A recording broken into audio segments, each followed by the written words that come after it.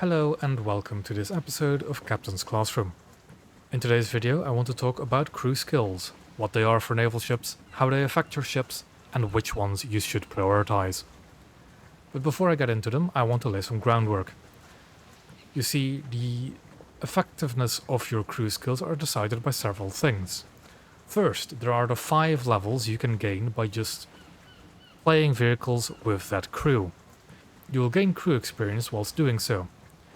On top of this, certain crew skills, most crew skills, are also affected by qualifications. When your crew meets a certain level threshold, you can acquire qualifications. The first of which is the expert qualification. This can be purchased with silver lines when the threshold is met. The cost of the expert qualification is identical to the vehicle purchase cost. After acquiring the expert qualification, you will get a new level threshold. Once that is met, you can buy the ace qualification. The ace qualification is purchased by either golden eagles, the premium currency, or by playing that specific vehicle quite a lot in that specific crew.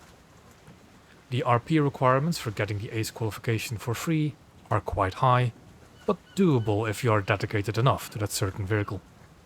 As I said, the qualifications get added on top of the 5 levels you can gain via crew XP. The expert qualification adds another 3 levels on top of your crew skills, the ace qualification a further 2, for a total of 10 levels. I'll be showcasing the differences in crew skill effect due to level with 2 crews, one of which is the lowest possible level crew with no qualifications. The other one is a maximum level crew with both the expert and ace qualifications, and the ship I will be using to showcase these crew skills will be my ever reliable Agano. So, when I will refer to a maximum level crew, do know that I'm talking about maximum level from crew XP plus both qualifications. And when I'm talking about a stock crew, I mean the crew that is minimum level. Another thing I do want to note is that I will be talking about these crew skills in respect to realistic, with one exception. So if you mainly play arcade, I'm sorry, I might be missing some stuff in this crew skills section. But without further ado, let's go on. So, when we open the crew skills menu, we are met with the first tab being the commander. The first skill of the commander is leadership. You may notice that leadership does not get affected by the qualifications.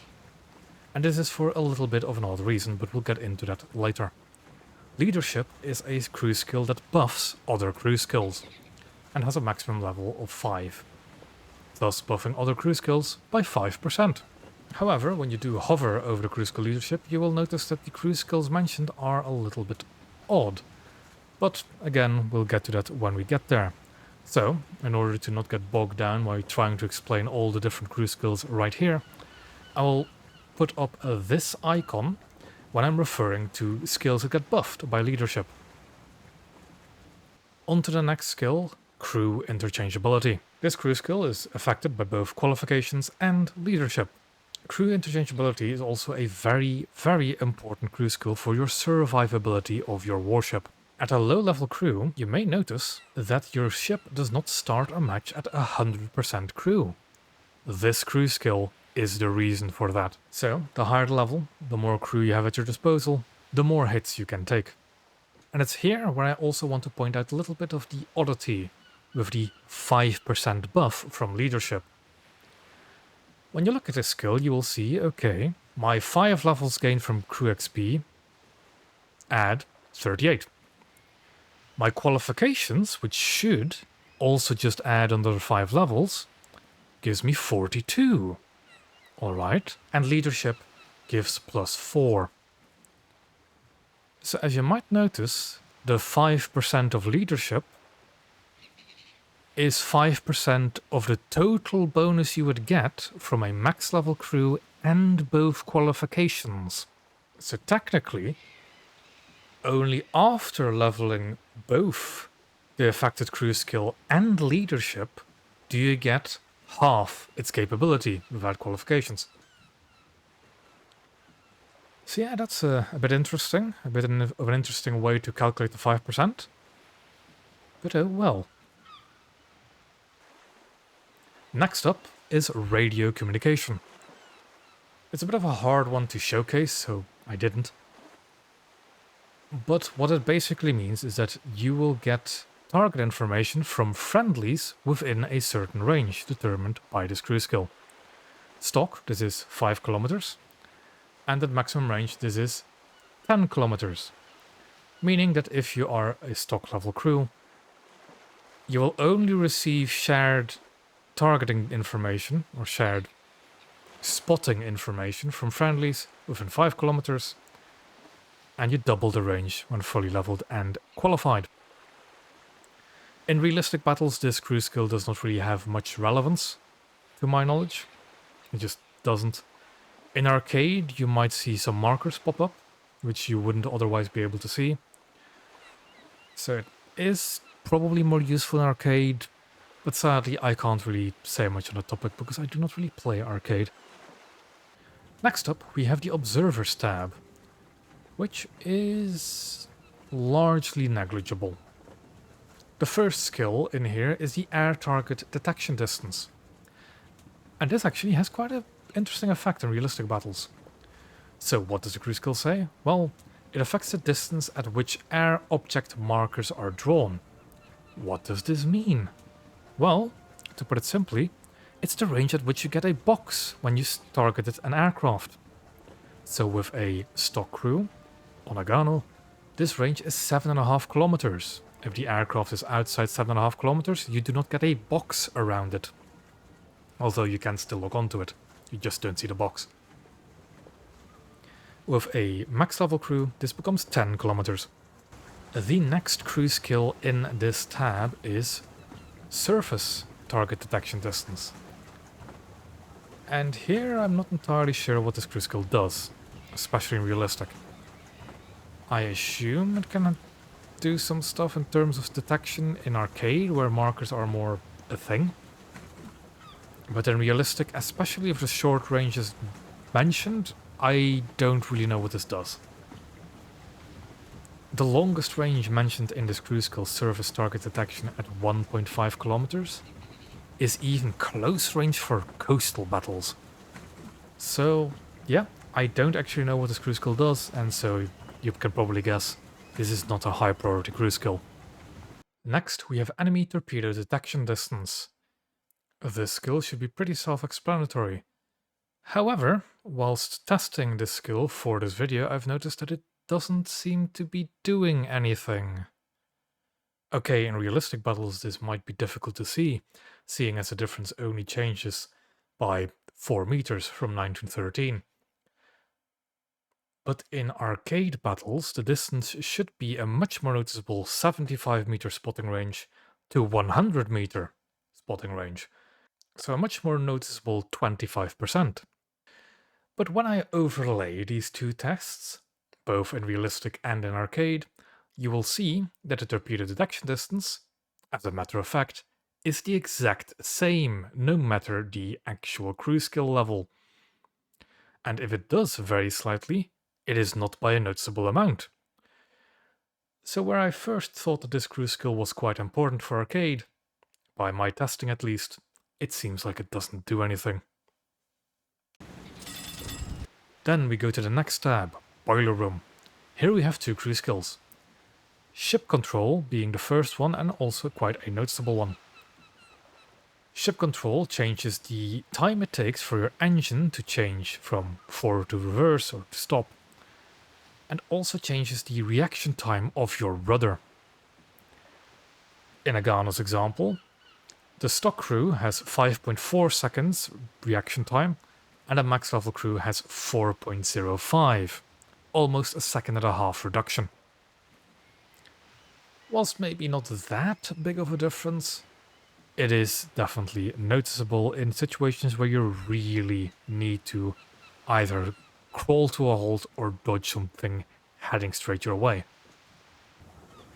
The second skill in this tab is fire prevention. A difficult skill to showcase, so sadly I don't really have any good footage here to show you. but what it does is decrease the chance of your engine being set on fire when hit. This goes from a stock 1% fire chance to a max level 0.5%, halving the chance of fire in the engine room basically. Definitely a skill you want to look into, and it also pairs nicely with a skill that's going to follow on later. Next, we have the gunner's tab with quite a few crew skills, although they largely do the similar thing. First of these is main caliber reload speed. Should be pretty self-explanatory. This crew skill affects the amount of time it takes to reload the main guns. On a Gano, this goes from 7.8 to 6 seconds. As you can see, this is a 30% reduction in the reload time. And this 30% scales with larger ships as well. So certainly a crew skill you'd want to level up quickly.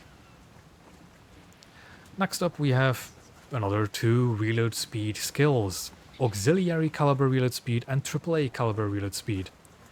This actually just means the secondary and tertiary weapon group reload speeds. Just like the main caliber reload speed, this is also a 30% reduction compared to stock and max level crews. So, interesting to get, although less of a priority, depending on how much you value your secondaries or MTR firepower.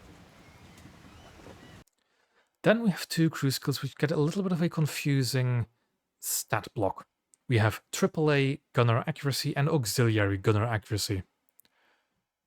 The confusing part about this is that the skill being noted as being reduced by 50% is expressed in seconds. What exactly these seconds refer to is actually unknown to me, but I do have a theory.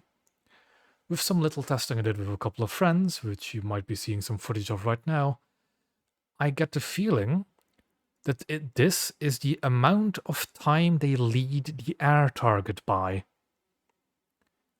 Again, I cannot tell for sure if this is the case, and it is a really strange statistic if that is the case, but to my untrained eye, that's what it looked like. I'm not entirely sure if this is a priority. I might have just been spoiled by having played with high-level crews for long enough. But the effect on your anti-aircraft accuracy, especially autocannon anti-air, is noticeable. So if you value your anti-air firepower and really want to improve it, or make it more reliable, this might be a crew skill you want to get into, but I wouldn't call it a top priority. Then, the last crew skill in this tab is remote fuse setting accuracy. This crew skill is responsible for the accuracy at which your high explosive time fuse rounds are set. High explosive time fuse rounds are automatically set by the crew in naval, unlike in ground where you have to manually set the fuse. So if you're either playing Germany, Japan, Italy or France as your main naval nations, you might want to look into leveling this crew skill, because these nations rely heavily on high explosive time fused rounds as their long-range anti-air shell, whereas Britain, America and Russia mostly already have variable time fuse or proximity fuse rounds. Though on the few ships and their navies that do have time fuse rounds, it is also useful of course. Then we get to damage control, probably one of the more interesting crew skill tabs and also one of the more important ones. As you can imagine, leveling up the unwatering time, fire extinguishing and breach repair skills reduce the time it takes to unflood your ship, repair your modules and put out fires by a whopping 30% as well. Another thing to note is that leveling the fire extinguishing skill also reduces the amount of damage taken from fires. So definitely an important skill, especially at higher BRs, where setting fires to magazines is a very popular way of sinking battleships.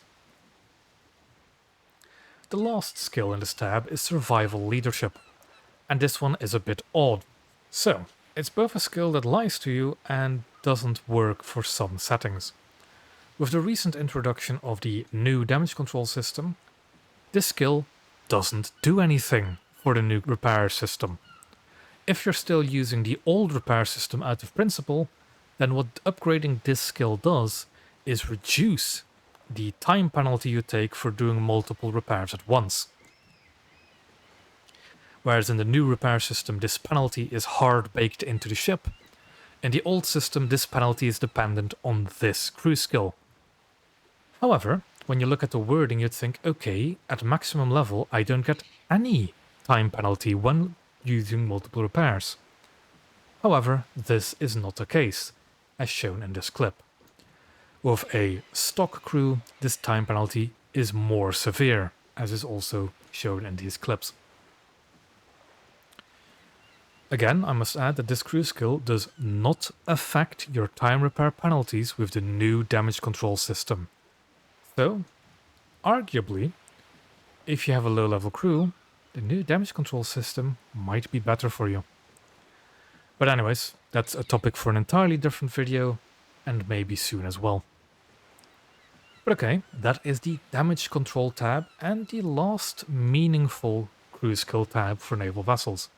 Logistical services is a crew skill tab that affects all vehicle types and does not really do anything in battles. It is an in-hangar crew skill that allows you to repair your vehicles for free, with the repair speed skill deciding how quickly you can repair your ships for free, and repair rank deciding what rank of vehicle you can repair for free. With all the skills now having been discussed, which ones should you prioritize? In my opinion, the following should be your top priority: leadership, crew interchangeability, fire prevention, main caliber reload speed, unwatering time, fire extinguishing, and breach repair, and as long as the old damage control system is available and used, survival leadership, and that is it. On top of the recommended skills, I would personally also, if possible, recommend you get the expert qualification on your ship. Especially early on when you have low level crews, getting an expert qualification can really boost your ship's performance quite noticeably. Anyways, I hope this video has been of use to you, and if you do have any more questions, the comments are open, and you can find me on the Discord server. Anyways, that's all I have to say for today. Class dismissed.